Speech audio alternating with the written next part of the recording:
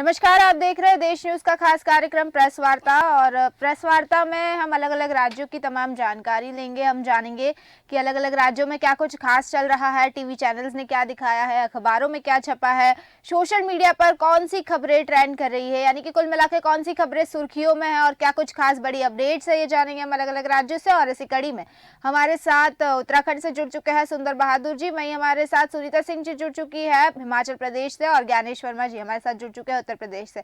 तो इसी कड़ी में सबसे पहले मैं हिमाचल प्रदेश का रुख करना चाहूंगी। सुनीता जी, आपसे जानना चाहूंगी कि हिमाचल प्रदेश की बड़ी अपडेट क्या है, क्या कुछ खास चल रहा है? जी रानी जी, सबसे पहले तो मौसम के बारे में बात करते हैं। हिमाचल में जो उच्च पर्वतीय जो इलाके हैं वहां पे बारिश व बर्फबारी के आसार जो है वो आज है और कल है।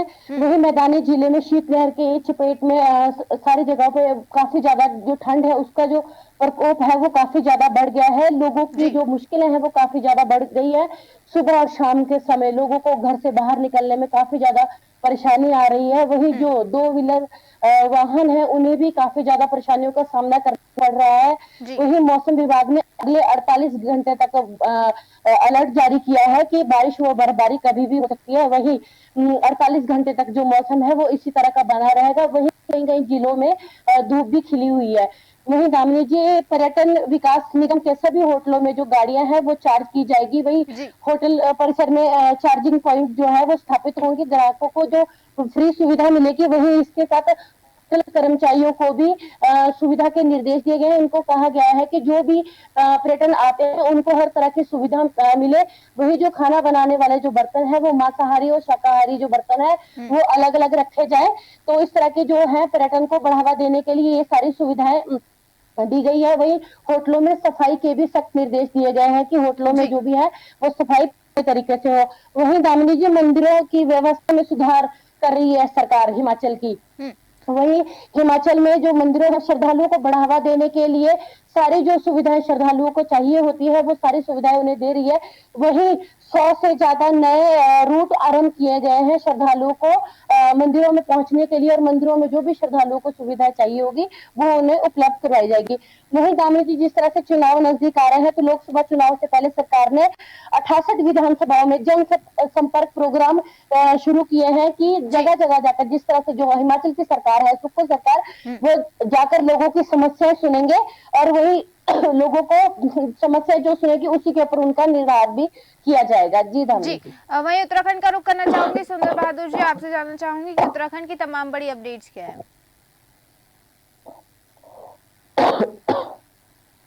सीएम ने बनाए नए एजेंट रणनीति पर तैयारी की है। चुनाव को मद्देनजर रखते हुए सरकार ने 2024 की परीक्षा चुनौती मानते हुए लोकसभा चुनाव के साथ ही इस साल सारे निकाय चुनाव भी करे हैं।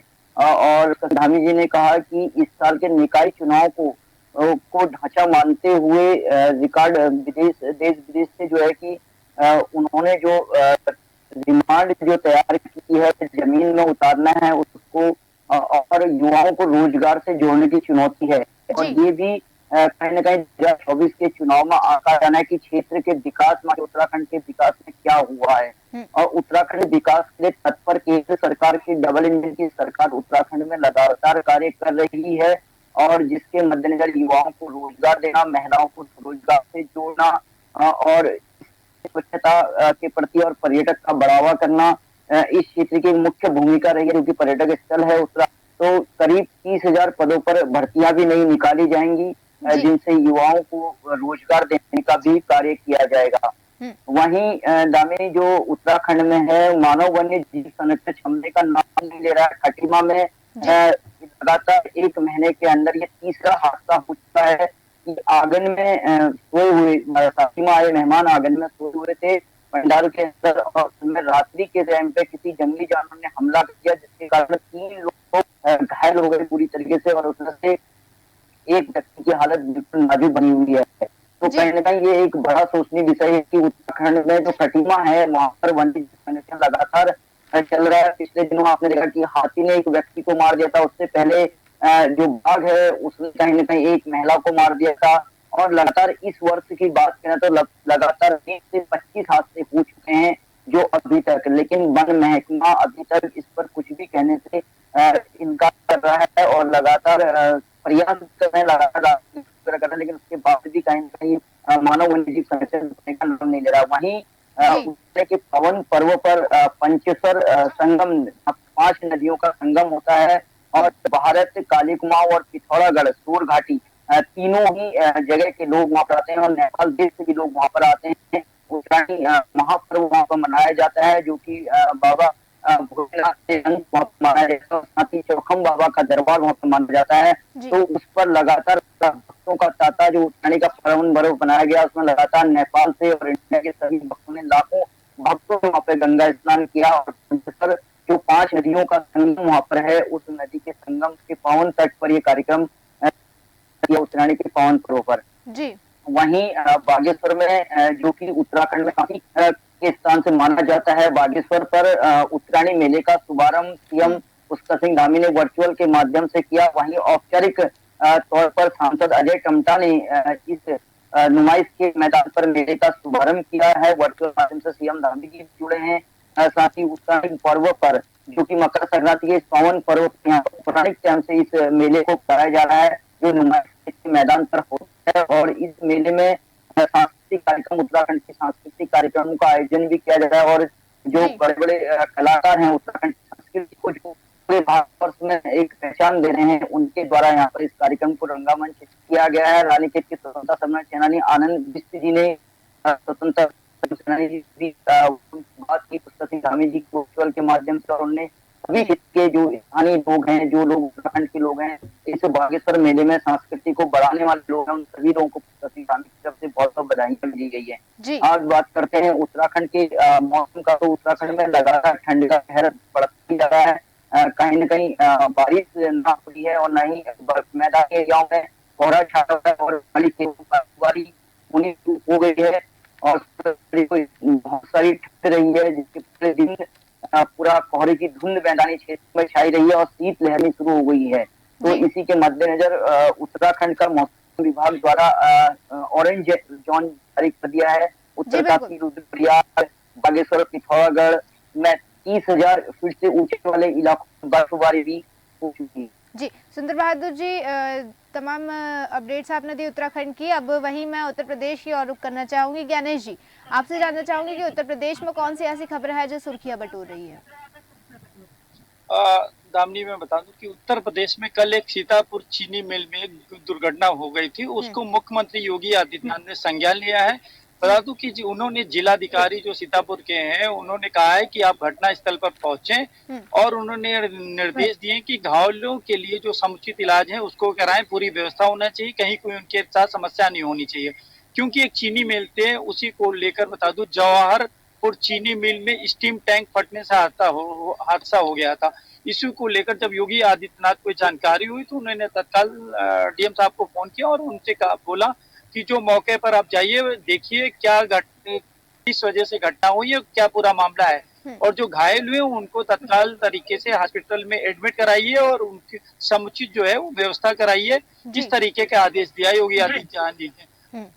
वहीं दामिनी, हम बात करेंगे उत्तर प्रदेश में राम मंदिर की, कि राम मंदिर 22 तारीख को भव्य जो है समारोह की उसकी तैयारियां हो रही। बता दूं कि लखनऊ में राजकीय पॉलिटेक्निक है, वहां से लेकर अयोध्या मार्ग लगभग 110 किलोमीटर की दूरी पर है। पूरी तरीके से उसको सजाया जा रहा है। और बता दूं जो चिनेट चौराहे थे, तिराहे थे, उनका चौड़ीकरण हो रहा है। उनको जो है तोड़ के उनको चौड़ा, क्योंकि आए दिन जाम लगता था, तो कहीं न कहीं ये राम मंदिर की वजह से ये जो है ये समस्या जो बड़ी बनी हुई थी, शायद ये रास्ते का मार्ग जो है कहीं न कहीं आए दिन बाधित होता था। तो इसको आज बता दूं कि सुबह से लगभग जो है कई दिनों से जो है लगातार इस पर काम कर रहे हैं और डिवाइडर है, चाहे वो रेड राइट, वो सारी चीजों को दुरुस्त किया जा रहा है। क्योंकि राजधानी लखनऊ से बाहर से बहुत सारे मेहमान आएंगे जिनका सीधा अयोध्या जाना होगा हेलीकॉप्टर से, बसों से और कारों से, तो कहीं कोई जो आने जाने में समस्याएं ना हो, इस वजह से उसका जो है मार्ग को साफ सुथरा किया जा रहा है। और इसी राम मंदिर को लेकर हम थोड़ा सा और भी बात करेंगे कि जो प्राण प्रतिष्ठा समारोह में बहुत सी ऐसी महिलाएं हैं, उन्होंने भी बोला है, मोदी जी को धन्यवाद किया है। उन्होंने कहा जो 500 साल पुराना विवाद था वो कहीं ना कहीं अब खत्म हो गया, ये मोदी जी की वजह से हुआ है। और हम लोग बचपन से जो है कहीं ना कहीं सिया राम की जय बोलते आ रहे हैं। हमने कुरान में भी पढ़ा है कि किसी मजहब को गलत ना कहो। हम अल्लाह के हैं, श्री राम के हैं, श्री कृष्ण के हैं, सबका आदर हमें करना चाहिए। ये जो मुस्लिम महिलाएं इन लोगों का कहना था, उन्होंने कहा हम मंदिर का दिल से खुलकर स्वागत करते हैं, श्री राम सबके हैं, प्राण प्रतिष्ठा का स्वागत है। 3 तलाक जैसी जो कुप्रथा थी वो कहीं न कहीं मोदी ने खत्म किया, तो इसके लिए मोदी के वो धन्यवाद करते हैं। और मुसलमानों को जो 70 साल से भ्रमित किया जा रहा है, कहीं न कहीं अब ऐसा नहीं होगा, क्योंकि हम लोगों को भ्रमित किया जा रहा था, अंधेरे में रखा जा रहा था, जानकारी मिलती, लेकिन कहीं न कहीं मोदी ने जो ऐसी कुप्रथाएं थी उसको खत्म किया है। इसका हम पूरी तरीके से स्वागत करते हैं।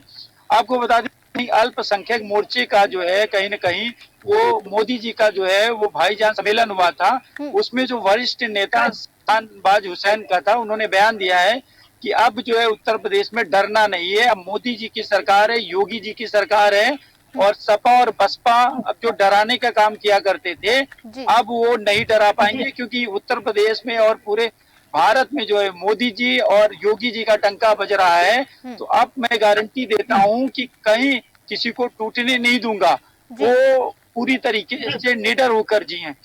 इसी पर बता दूं कि जो योगी सरकार के डिप्टी सीएम है केशव प्रसाद मौर्य ने, उन्होंने एक बयान दिया है, उन्होंने कहा है कि पूरे देश में दीवार लेखन कार्यक्रम की शुरुआत हुई है, पूरे देश में राम लहर और मोदी जी की लहर है। तीसरी बार देश में कमल खिलने के लिए तैयार हो रहा है, कमल लोगों के दिल में समाया हुआ है।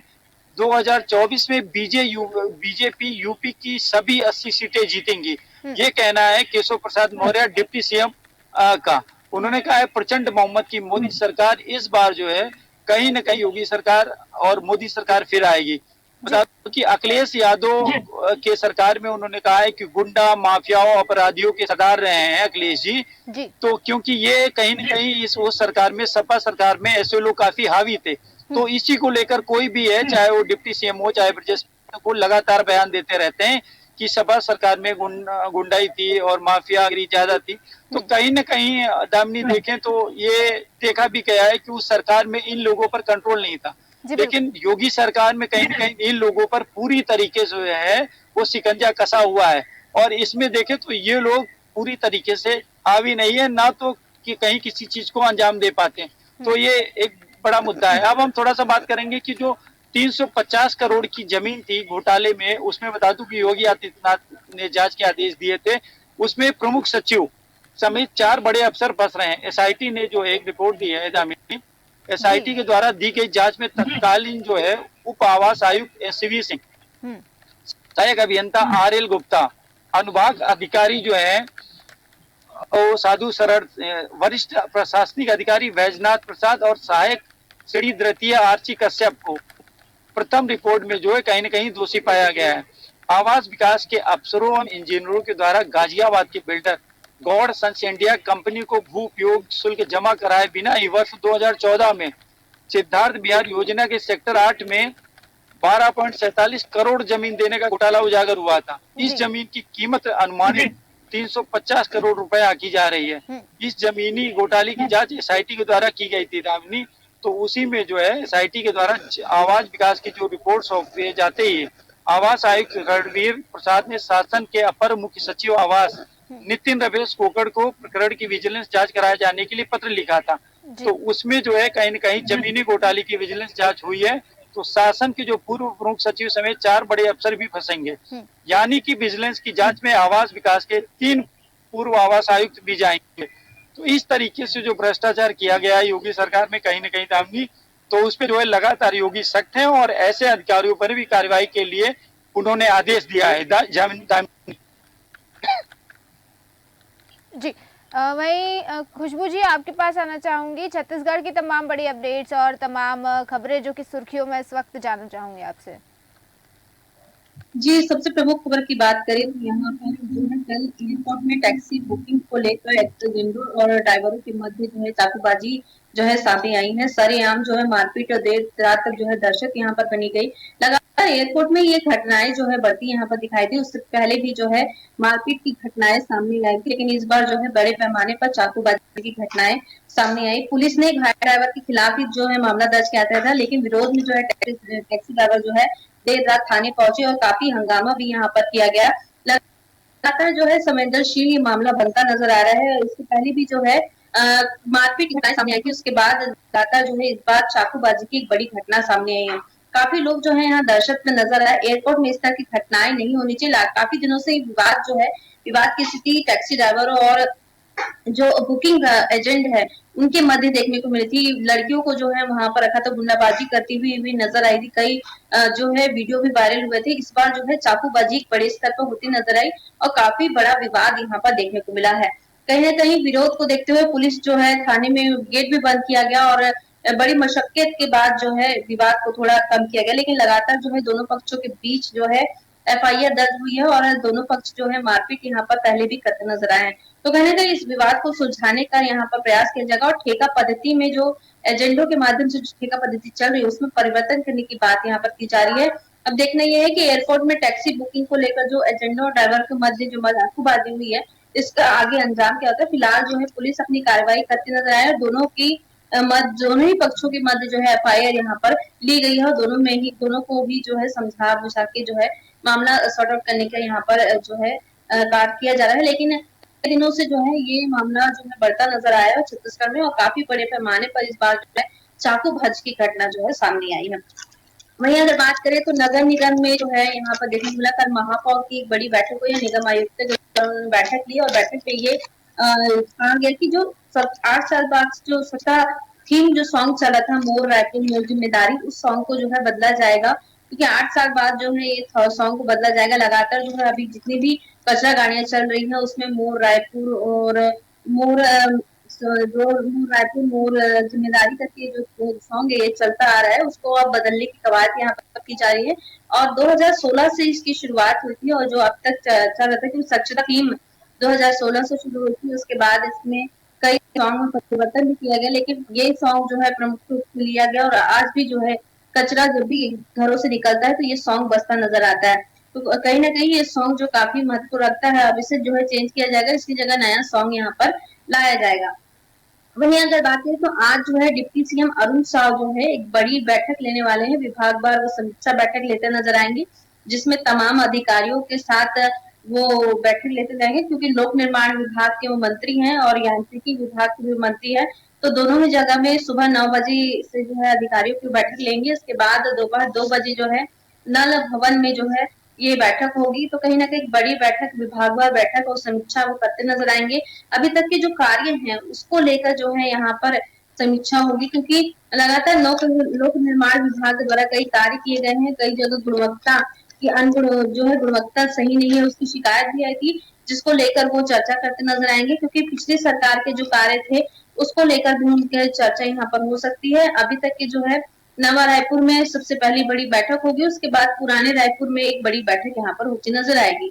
वहीं अगर बात करें तो आज रोजगार मेले का भी आयोजन यहाँ पर किया गया है। 390 जो रोजगार जो है यहाँ पर दिए जाएंगे। इसमें अगर बात करें तो सिविल इंजीनियर से लेकर नर्सिंग स्टाफ और प्राइवेट कंपनियों की जो रोजगार नियंत्रण है उसको लेकर जो है यहाँ पर आज जो है आज से शुरू ये रोजगार मेला शुरू होगा जो 2 दिवसीय चलेगा, जिसमें जो 11 से दोपहर 2 बजे तक जो है ये रोजगार मेला का आयोजन किया जाएगा जिसमें तमाम युवा जो है भागीदारी यहाँ पर ले सकते हैं।